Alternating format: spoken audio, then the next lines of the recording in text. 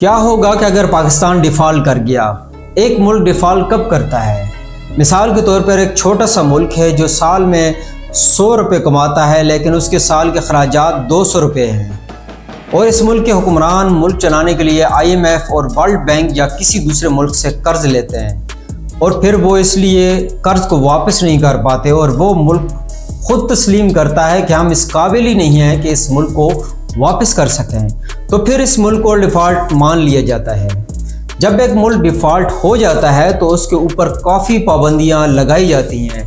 जब एक मुल्क डिफ़ॉल्ट होता है तो वो बहुत से ममालिक के साथ इंपोर्ट और एक्सपोर्ट नहीं कर सकता, उनसे चीज़ों को नहीं मंगवा सकता, जिसकी वजह से मुल्क में वसाइल रिसोर्स की कमी होती है, महंगाई में इजाफा होता है, बेरोज़गारी में इजाफा होता है, स्टॉक मार्केट तबाह होती है, बैंक मुतासिर होते हैं और आलमी सतह पर मुल्क की करेंसी गिरती है। लेकिन क्या आप जानते हैं कि एक मुल्क के लिए डिफ़ॉल्ट होने से भी एक बदतर चीज़ होती है जिसको द ग्रेट डिप्रेशन कहते हैं। 1929 में अमेरिका में द ग्रेट डिप्रेशन आया।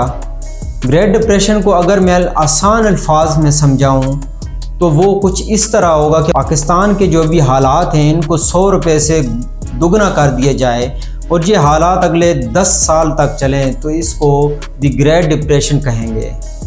और इतने ही बुरे हालात थे कि अमेरिका में 1929 से लेकर 1941 तक द ग्रेट डिप्रेशन के दौरान 1929 से 1933 तक आते आते अमेरिका के अंदर 25% बेरोजगारी हो गई। तकरीबन 13 मिलियन लोग बेरोजगार हो गए।